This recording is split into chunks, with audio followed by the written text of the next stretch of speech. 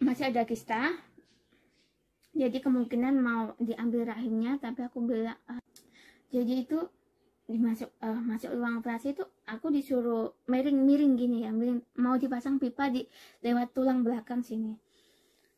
Aku disuruh miring gini, aku ingat banget deh, depan itu LCD besar banget.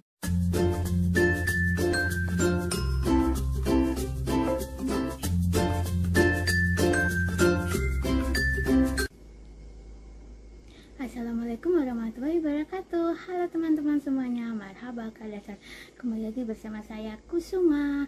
Oke, di video kali ini aku mau sharing soal sakit kista aku ya. Kebetulan 3 minggu yang lalu aku baru operasi kista, dan aku akan sharing gimana pertama kali aku bisa divonis sakit kista sampai sekarang, tapi belum dinyatakan sembuh ya. Oke, simak terus ya videonya. Oke teman-teman, aku akan cerita sedikit soal sakit kista aku ya. Jadi tahun 2015 itu lagi marak-maraknya kanker serviks yang dialami sama Jupe. Jadi temanku sekantor ada selalu keluhan waktu haid. Jadi selalu perutnya selalu nyeri dan haidnya tuh nggak lancar gitu, dan dia inisiatif buat USG. Dan dia ngajak aku, akhirnya kita berdua berangkat ke dokter. Dia USG dan ternyata hasilnya nggak ada apa-apa, nggak ada masalah. Terus aku dibilangin sama temen aku, kamu juga coba aja, soalnya kan sekarang kan wanita rawan gitu ya, sakit-sakit kanker gitu. Akhirnya aku ikut USG juga, dan tiba-tiba tahu itu aku USG Februari tahun 2015. Tiba-tiba dokter bilang dong aku kena kista dan diameternya udah 11 cm. Aku kaget dong, soalnya selama ini aku haid itu teratur dan nggak ada nggak ada keluhan nyeri itu, nggak ada gitu. Tiba-tiba dokter nyatain aku kista gitu, ditanyain selama ini keluhannya apa, terus haidnya gimana gitu. Aku bilang lancar, nggak ada masalah, dan dokter bilang kamu harus dioperasi soalnya ini kistanya bahaya gitu ya. Tapi aku nggak mau, aku belum mau dan belum siap, soalnya selama umur itu belum pernah masuk rumah sakit dan belum pernah tahu rasanya diinfus, jadi masih takut. Akhirnya aku minta waktu 1 bulan. Oke, dokter terima, nanti habis 1 bulan harus kontrol lagi. Oke, sama 1 bulan itu aku coba cari-cari info obat-obat herbal, terus cara-cara ngilangin kista itu gimana. Singkat cerita udah 1 bulan aku sudah cobain berbagai obat gitu. 1 bulan kontrol lagi, ternyata kistanya masih ada, dan itu jadi kayak membesar gitu ya kistanya, dan dokter bilang kamu harus dioperasi gitu. Mungkin aku pemakaian herbalnya terlalu singkat juga dan perlu waktu ya itu. Terus dokter bilang kayak gimana ya, dibilang nakut-nakutin juga enggak, pokoknya kamu harus operasi. Akhirnya aku mau nggak mau, akhirnya aku berani operasi. Maret 2015 waktu itu operasi kista pertama kali ya, operasi pertama kali. Terus itu operasinya kurang lebih 5 jaman, dan jahitanku berbentuk T kebalik ya, horizontal vertikal, itu panjangnya sekitar 15-20 cm. Ternyata dong kistanya nggak bisa diangkat setelah perutku itu dibelah gitu. Oh no, kistanya nggak bisa diangkat karena sifatnya kayak lengket. Jadi lengket dan itu beresiko tinggi buat nyawa aku. Habis itu setelah udah kontrol gitu ya, udah kontrol tapi kistanya belum diambil, cuma perutku udah dibelah gitu. Terus sama dokter dirujuk ke rumah sakit Jakarta buat operasi di Jakarta, tapi aku nggak berangkat soalnya masih gak berani dan takut juga, masih trauma sama operasi yang pertama. Itu bener-bener nyiksa sekali. Aku sampai 1 minggu itu nggak bisa bangun. Di sini tuh perih banget, perut itu kayak aduh pokoknya bisa dijelasin, jadi masih takut gitu ya. Sampai akhirnya aku nggak operasi lagi, nggak berangkat ke Jakarta, sampai akhirnya aku menikah. Dan tahun 2017 aku hamil Elif. 2017 aku hamil Elif, dan aku kontrol pertama kali ke dokter, dia bilang kistanya masih. Terus dia bilang dia nggak berani nggak berani ngontrol aku, maksudnya nggak berani jadi dokter langganan untuk mantau aku gitu ya. Habis itu dikasih alamat suruh pergi ke dokter lain yang lebih profesional, pergi ke dokter di provinsi Mersin. Ternyata di rumah sakit lebih besar gitu, rumah sakitnya ternyata juga dia nggak berani. Akhirnya dioper lagi, jadi 3 kali oper. Aku ada di profesor, dikirim ke profesor di provinsi Mersin. Alhamdulillah dia nerima dan mau mantau aku selama kehamilan itu ya, selama kehamilan itu masih ada kista. Nah sebenarnya setelah itu hamil ke 5 bulan, sebenarnya dia mau dilahirin anaknya, tapi kan kalau bayi masih 5 bulan kan beresiko ya prematurnya gitu, tapi juga beresiko juga di nyawa aku gitu. Terus suamiku bilang nggak apa-apa kalau emang bukan rezekinya anaknya gitu ya, yang penting kamu sehat. Tapi aku masih nggak mau, aku bilang ke dokter coba lagi sampai 7 bulan, ambil 7 bulan aku kuat nggak. Terus akhirnya dokter ngasih kayak apa ya, obat-obatan gitu biar aku kuat gitu ya.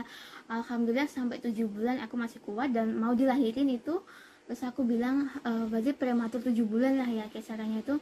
Terus aku bilang masih kuat lagi, kita coba 2 bulan lagi sampai 9 bulan. Terus akhirnya dokter ya udah nggak apa-apa kalau kamu memang ngerasa masih kuat, oke. Dan kondisiku juga masih baik ya itu. Tapi ya itu aku apa ya, kayak 1 bulan sekali itu keluar masuk gitu, kekurangan darah gitu ya, selalu kekurangan darah, apa itu kekurangan darah dan keluar masuk rumah sakit. Tapi dokter bilang kalau kamu sama masih kuat, ayo nggak apa-apa gitu. Jadi sampai akhirnya 9 bulan, akhirnya alhamdulillah anak pertamaku lahir, Elif, melalui operasi sesar ya. Jadi aku nggak bisa ngelahirin normal karena emang kondisiku yang nggak memungkinkan lahiran normal, dan itu juga bahaya. Akhirnya kita memutuskan untuk operasi sesar. Nah sebelum operasi sesar itu sebenarnya mau diangkat sama kistanya, rencana awalnya. Ternyata pas waktu operasi tuh nggak bisa. Profesor ini sendiri juga nggak berani ngangkat kista aku, soalnya terlalu beresiko ya. Jadi itu tahun 2018 Januari anakku lahir itu, jadi nggak berani ambil kistanya. Terus akhirnya ya udah cuma lahiran aja, kita nggak ambil kistanya dan kistanya masih ada gitu. Oke, setelah itu profesor bilang nanti kalau udah 1 tahun setelah kelahiran kamu bisa coba konsultasi sama lebih yang ke profesor gitu buat operasi kista. Oke. Habis lahiran Elif kita sampai berapa ya, 1 tahun 10 bulan itu baru kita berani kontrol lagi akhirnya. Jadi tahun 2019 akhir 2 Agustus 2019 itu akhirnya aku kontrol ke profesor. Pertama ke profesor Mesin lagi yang lebih gede gitu rumah sakitnya, ternyata juga nggak berani. Terus kita akhirnya pergi ke provinsi Adana, ke profesor lagi dilempar, dikontrol juga gitu di USG, nggak berani. Ke profesor lagi yang lebih atas lagi, dilempar lagi ke rumah sakit masih di Adana. Terus ternyata dicek lagi, terus nggak berani juga soalnya beresiko. Emang kayak bahaya gitu ya, soalnya ada pembukaan darah gitu sama kistanya gitu. Terus akhirnya dilempar lagi ke profesor namanya Profesor Dr. Husnu Celik di rumah sakit Basken Hastane di Adana. Baru dia ketemu sama ini profesor yang baik banget dan berani mantau aku. Dia emang udah levelnya profesor banget, dan aku itu ketemu. Terus aku sama dia disuruh ultrasound, aku dimasukin ke mesin, nanti aku akan kasih gambarannya gitu ya. Dimasukin ke mesinnya itu buat ngecek posisi kista aku. Setelah itu kan udah kan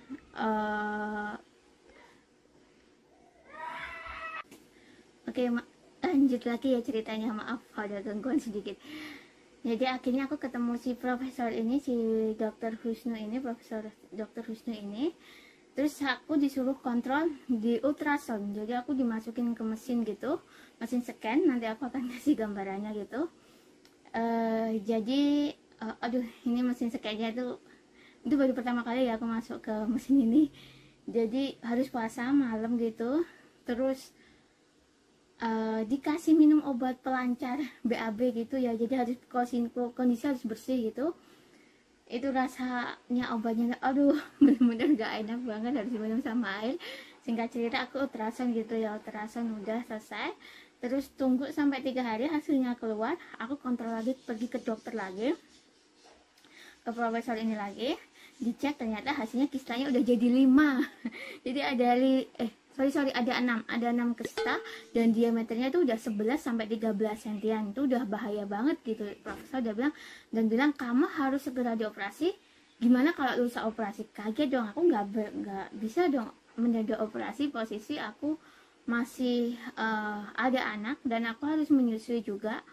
Terus dia bilang oke, aku kasih waktu 2 minggu buat kayak nyapih anak kamu gitu ya, soalnya kan nggak boleh minum asi aku ya selama aku operasi. Akhirnya 1 tahun 10 bulan itu akhirnya aku terpaksa nyapih Elif, dan itu prosesnya banyak drama banget gitu ya. Terus singkat cerita akhirnya Oktober 2019 akhirnya aku operasi yang operasi yang ketiga berarti ya, yang ketiga. Yang satu yang di Indonesia, yang kedua sesar, yang mau diambil kista tapi nggak bisa, terus yang ini operasi yang ketiga. Terus itu ini operasinya resiko sih ya, udah beresiko, dan dia si profesor udah bilang mungkin butuh waktu yang lama dan itu udah beresiko, jadi semoga aja berhasil. Alhamdulillah akhirnya operasinya makan waktu 9 sampai 10 jam, dan itu aku kritis 2 hari. Aku jadi di ICU tuh 2 hari. Itu ada kejadian juga lucu sih ya. Jadi aku kan masuk operasi itu pagi gitulah, pagi. Nah udah selesai operasi nih ya, itu pertama kalinya aku operasi di bius total. Jadi tuh kayak kaget gitu, kayak benar-benar. Terus aku banyak muntah, terus tapi alhamdulillah udah operasi udah selesai. Singkat cerita sampai 9 sampai 10 jam aku masuk ICU. Baru sadar setelah 2 hari. 2 hari itu aku tahu ya, itu setelah aku udah bangun, aku bangun di ICU gitu. Terus susternya itu kayak lewat gitu bilang, Gunaidin selamat pagi. Terus aku bilang aku kan operasi pagi, apa operasinya singkat? Aku pikir cuma 1 jam 2 jaman, ternyata itu udah 2 hari kemudian gitu. Terus udah sadar aku pengen minum tapi ternyata nggak boleh. Bayangin nggak sih, jadi sebelum operasi aku udah puasa dari sore sampai pagi. Jadi setelah pagi operasi sampai 2 hari kemudian aku tuh nggak kemasukan minuman atau makanan ya, jadi benar-benar pengen banget air. Aku tuh sampai bilang ke susternya, Lutfen Su, aku bilang tolong kasih aku air, sampai itu nggak bisa ngomong gitu. Sampai akhirnya kayak 3 hari kan aku nggak kemasukan air gitu, tapi ada infus gitu sama darah, kantong darah gitu. Dan susternya nggak mau ngasih, soalnya nggak berani, soalnya masih bahaya kan, baru sadar gitu ya, jadi nggak boleh dikasih. Akhirnya itu suamiku jenguk, boleh masuk gitu. Terus suamiku nangis, terus cerita kalau operasinya itu sampai 9 sampai 10 jam, dan aku kritis sampai 2 hari. Dia kan ini dipasang pipa-pipa gitu, sama sini dipasang pipa, nanti aku setain fotonya juga, masih ada. Dan itu jahitannya lebih lebar lagi, sekitar 30 sampai 40 dari sini sampai dada gitu ya. Terus dia cerita kalau aku sampai kritis 2 hari di ICU. Jadi nggak sadarin diri, tapi emang disengaja nggak disadarin diri gitu ya, sampai 1 hari sampai 2 hari, soalnya akan bahaya kalau habis operasi langsung bangun, itu akan bahaya dan beresiko, soalnya aku kehabisan banyak darah katanya suamiku itu. Terus akhirnya udah sadar, akhirnya aku dipindahin ke ruang normal gitu, keluar dari ICU. Terus ya akhirnya udah keangkat lah kistanya gitu ya, gitu. Tapi masih ada sisanya, dan itu nggak bisa diangkat, dan itu susah dan beresiko juga. Jadi aku diangkat kistanya yang sekiranya bisa diangkat gitu ya, udah selesai. akhirnya singkat cerita ini dipasang pipa, jadi ini perutku itu ada pipanya gitu ya, ada pipa jalan darah kotornya gitu, pokoknya ada kantongnya gitu.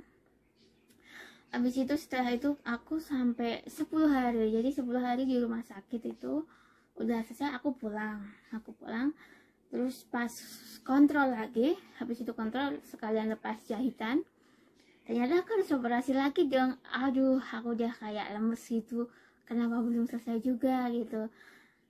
Akhirnya dokter bilang ada masalah di ususku, jadi ususku kayak ngelengket apa ya, gimana ya, kayak ngereket gitu tuh sama kista gitu. Dan profesorku bilang nanti harus kemungkinan terburuknya itu mungkin buat BAB anusnya itu dipindah ke perut, jadi ada kantongnya gitu. Aku nangis deh, aku nangis gitu. Terus aku bilang suamiku, aku nggak mau, intinya aku nggak mau, aku takut kayak gimana ya, psikisnya tuh rusak gitu, kayak dibilang kayak ada cacat atau gimana gitu makanya. Terus suamiku bilang nggak apa-apa, yang kita ngasih yang terbaik, yang penting kamu sehat. Suamiku itu support banget, terima kasih. Mau nangis ini cerita ya. Terus habis itu akhirnya singkat cerita aku operasi lagi Februari 2020 ya, Februari tahun 2020, berarti selang November sampai selang 3 bulan kemudian aku operasi lagi. Itu cuma aku habis operasi lagi, tapi alhamdulillah profesor nggak jadi masang kantong anusnya di perut aku, tapi diganti pipa. Jadi pipanya itu ditanam di dalam tubuh aku gitu, pipanya gitu. Itu aku di ICU cuma sehari, jadi dipasang pipa, gantinya pipa gitu. Terus habis itu, dan ovariumku kan wanita ada 2 ovariumku yang sebelah kiri diambil. Habis itu singkat cerita, aku itu yang operasi yang keempat, yang ini itu operasi yang tinggal di rumah sakit terlama, jadi 2 mingguan. Seminggu 1 minggu itu aku sebenarnya udah sehat, udah boleh pulang. Akhirnya aku pulang, di rumah itu aku muntah terus.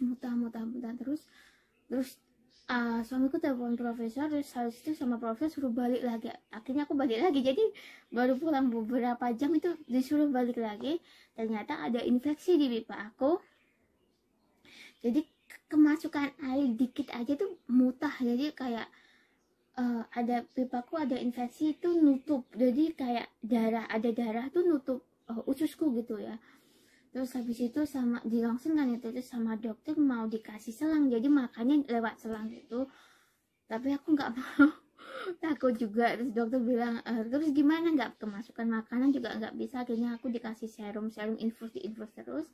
Terus alhamdulillah dikontrol terus, obat-obatan gitu suntik, alhamdulillah 1 minggu membaik dan aku dibolehin pulang. Tapi pipaku yang dalam nggak dilepas ya, jadi kita nunggu sampai 3 bulan kemudian baru dilepas. Dan itu kan udah masuk operasi keempat itu kan yang Februari 2020 operasi keempat. Nah, 3 bulan kemudian Mei 2020 aku operasi yang kelima, ngelepas pipa aku. Ini operasinya cepet sih, cuma 1 hari aja, jadi aku cuma nginep 1 hari buat ngelepas pipanya aja, itu udah. Setelah itu udah operasi kelima. Habis itu tapi aku masih harus kontrol, jadi setiap 1 bulan sekali profesorku mantau aku harus masuk ke mesin ya, ke scan ultrasound itu. Masih ada kista, jadi kemungkinan mau diambil rahimnya, tapi aku bilang kalau kemungkinan pengen punya anak lagi, jadi sama dokterku ditunda dulu untuk ngambil rahimku. Tapi harus masih dipantau sama profesorku. Setiap 1 bulan sekali itu aku harus masuk mesin scan itu, dan setiap 3 bulan sekali perutku harus ada suntikan gitu ya, ada disuntik di rumah sakit gitu, nggak buat memperlancar darah. Jadi darahku itu kayak dibilang darah beku juga nggak, kayak gimana ya, sifatnya itu nggak cair gitu loh darahku. Jadi suntikan itu buat mencairkan darahku. Dan setiap hari aku harus suntik. Dulu dosisnya 2 kali, pagi sama malam. Sekarang dosisnya tinggal 1 aja sebelum tidur aja ya. Yang kalau yang setiap hari disuntik itu disuntik sama suamiku sendiri. Kalau yang 3 bulan sekali itu disuntik sama suster dan harus pergi ke rumah sakit, soalnya suntikannya di perut gitu. Akhirnya udah kayak rutinitas gitu ya. Jadi 1 bulan sekali aku kontrol buat scan, dan 3 bulan sekali aku harus suntik. Dan sampai ada masalah sama asuransi juga di sini untuk ya banca atau orang asing, ngelebihin kuota, ngelebihin limit biayanya sampai drama banget. Ini nanti aku akan cerita di next video ya. Jadi aku selama 6 bulan itu aku pakai biaya pribadi, dan itu bener-bener ekstra biaya sekali. Habis itu singkat cerita, terakhir operasi kan Mei 2020 itu tadi operasi yang ke 1, 2, 3, 4, 5, operasi kelima. Nah, yang kemarin ini operasi ke-6 September 2021. Jadi operasi, ternyata pas waktu ultrasound gitu, ternyata kistanya ada lagi, tau gak sih? Jadi muncul lagi gitu. Aduh, aku bener-bener capek banget gitu. Kayak gimana ya, bukan cuma capek soal kesalahan psikisnya, itu kita tuh juga capek gitu. Keluar masuk operasi, keluar masuk harus terapi gitu. Akhirnya pertama dokter bilang gitu, ini operasinya cepet kok, operasinya cepet, mungkin cuma kayak apa ya namanya, nggak, aku lupa, pokoknya cuma mungkin operasinya cepet dan kamu cepet pulang gitu. Oh ya udah, nggak apa-apa. Akhirnya aku operasi kan kemarin itu September ini bulan kemarin itu aku operasi. Ternyata di luar dugaan dong, ternyata kistanya juga susah diambil. Akhirnya dokter mutusin operasi besar gitu. Operasi besar itu sampai operasinya itu sampai 8 jam. Jadi operasi aku masuk pagi, sadar aku baru malam gitu. Terus suamiku bilang sampai 8 jam operasinya gitu. Dan masih dipasang kantong lagi ya, kantong darah gitu. Ternyata ada masalah di ususku, balik lagi masalah di ususku lagi.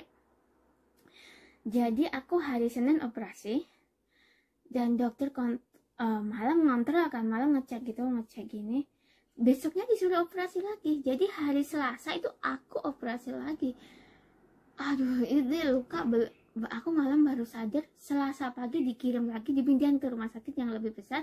Tapi dokternya masih sama, cuma yang rumah sakitnya banyak cabangnya, tapi dipindah ke yang lebih besar, yang alatnya lebih banyak gitu ya, dipindah. Oke, bawa ke ambulan ke rumah sakit satunya, masuk ke operasi yang ke-7.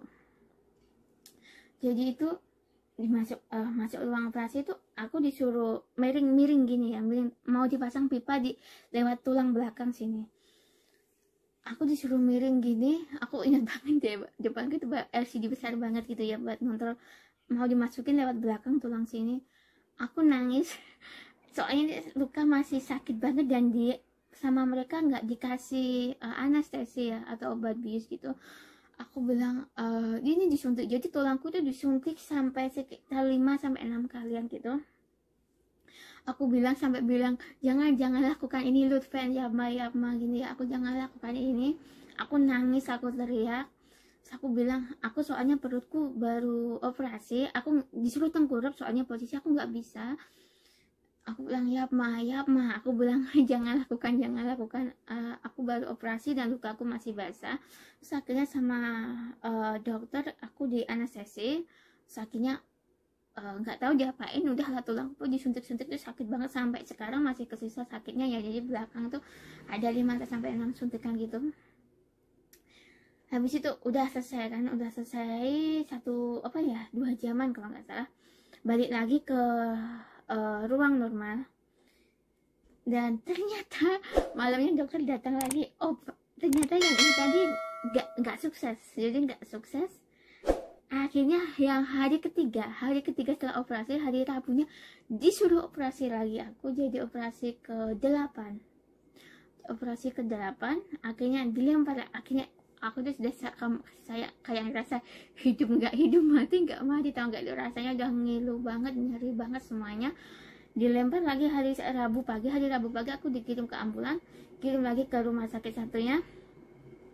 lagi disuntik lagi sini, tulangnya itu disuntik lagi. Aku nangis lagi, jangan jangan lakukan ini, jangan lu, jangan lu, tolong akhirnya aku di anestesi ya. Oke, udah selesai di anestesi. Tadi operasi 6, 7, 8, operasi ke-8 itu tadi. Pas ke operasi itu udah sadar, aku udah sadar ke 6, 7, 8. Oke, operasi yang ke-8 udah sadar. Ternyata gagal lagi operasinya. Gak mau dimasukin pipa lewat sini, tapi ternyata nggak bisa. Akhirnya operasi lagi hari yang sama setelah aku sadar. Operasi ke-9. Operasi ke-9. Jadi aku masuk lagi pasca sadar itu selang 2-3 jaman. Mau dimasukin pipa lagi yang kayak sebelumnya operasi yang ketiga kemarin itu lewat misframe. Jadi akhirnya oke, aku bilang suamiku, kenapa kok bisa gagal lagi, katanya nggak sukses lewat tulang sini, nggak bisa masuk gitu apa. Akhirnya sama aku udah kayak udah lemas gitu, dan suamiku udah bilang sabar ya, sabar gitu, sama nangis pokoknya makan itu terus. Akhirnya operasi ke-9 jadi alhamdulillah sukses, yang ke-9 bisa dimasukin pipanya itu tadi. Pipa ditanam, sampai sekarang masih ditanam. Jadi yang terakhir ini kemarin yang September ini, jadi aku selama 3 hari itu 4 kali operasi. Jadi itu rasanya itu nano banget. Itu aku benar-benar lemes, dan itu aku tinggal sampai 12 hari di rumah sakit, kurang lebih 12 hari gitu. Dan itu pipa di sini itu masih terpasang. Tapi alhamdulillah setelah pipanya yang di sini ada 2 pipa, jadi di perutku itu ada yang pipa keluar, jadi buat kantong darah, dan ada pipa yang ditanam di sini. Habis itu aku setelah 12 hari ya, udah membaik, aku pulang, tapi masih dipasang tuh pipanya. Jadi pipa yang di luar tuh kayak ekor gitu ya, nanti aku fotoin, ada fotonya. Habis itu pulang ke rumah. Habis setelah seminggu pasca pulang ke rumah, aku kontrol lagi buat ngelepas pipanya ini. Alhamdulillah kondisinya membaik sama lepas jahitan. Terus sama dokter selama nanti 3 bulan ke depan saya operasi lagi ya, dari September. Jadi 3 bulan ke depan kemungkinan akhir tahun aku operasi lagi buat ngelepas pipanya itu. Habis itu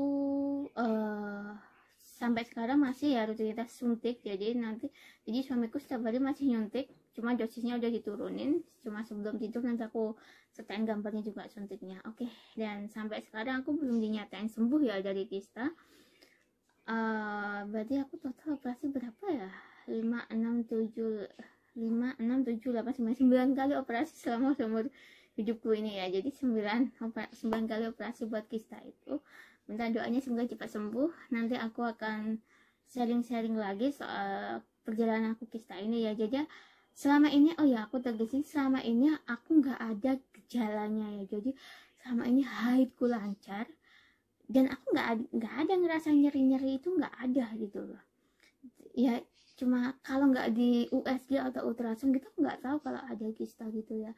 Jadi habis itu dulu waktu aku di Indonesia, dokterku tuh bilang tanyaan gejala kan emang nggak ada, terus dibilang mungkin faktor stres gitu. Jadi kalau kita ada masalah gitu, kalau kita pendem sendiri tuh ternyata emang jadi penyakit gitu ya. Jadi buat teman-teman semuanya, kalau mungkin ada rasa kayak stres, ada masalah, mending ceritain ke teman yang bisa dipercaya. Kalau emang nggak percaya sama teman, cerita sama Allah, atau kamu bisa nulis saja gitu lah. Pokoknya intinya harus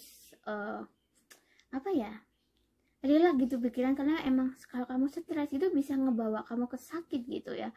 Oke, dan aku mikir-mikir lagi apa gaya hidupku yang nggak sehat. Soalnya dulu aku tuh suka makan makanan junk food gitu, kayak mie instan, McD, KFC itu kayak makanan sehari-hari gitu. Terus minum air putih aku tuh jarang banget. Oh ya, profesor aku ingetin banyak minum air putih ya, jadi ususnya itu biar kayak nggak ngereket gitu.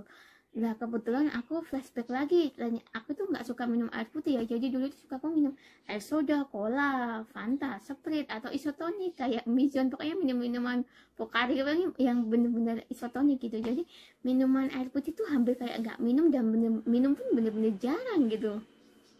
Jadi kemungkinan dari gaya hidup nggak sehat juga aku. terus kecapean karena stres pikiran juga. Mungkin aku setiap punya masalah aku pendam sendiri ya, ternyata jadi sakit. Terus aku juga pernah sih minum obat diet, tapi cuma sekali aja gitu ya, entah itu dari faktor itu juga atau mungkin nggak tahu juga, soalnya efek samping orang kan beda-beda ya. Aku nggak membenarkan minuman diet bahaya enggak ya, tapi tergantung pemakaian juga ya itu. Terus pokok dari pola-pola hidup yang nggak sehat juga sih aku flashback lagi sih. Jadi untuk semoga teman-teman semuanya bisa berjaga-jaga juga dan tetap hidup sehat ya, soalnya kita sakit nggak ada yang tahu juga, mungkin nggak ada gejala tapi tiba-tiba ternyata di diri kita itu ada penyakit, kita juga nggak tahu. Jadi rajin-rajin kalian kontrol, apalagi buat wanita yang sering nyeri di sini di perut itu ya, waktu haid itu mending kalian kontrol aja gitu ya. Sampai sekarang saya belum bisa dinyatain sembuh total, belum, soalnya masih ada kista dan aku harus operasi lagi. Jadi minta doanya teman-teman ya, semoga saya kuat dan cepat sehat dan semua teman-teman juga sehat. Oke, terima kasih videonya sampai di sini aja ya. Lain kali aku akan share tentang pengalamanku dan sekian dulu. Bye bye. Assalamualaikum warahmatullahi wabarakatuh.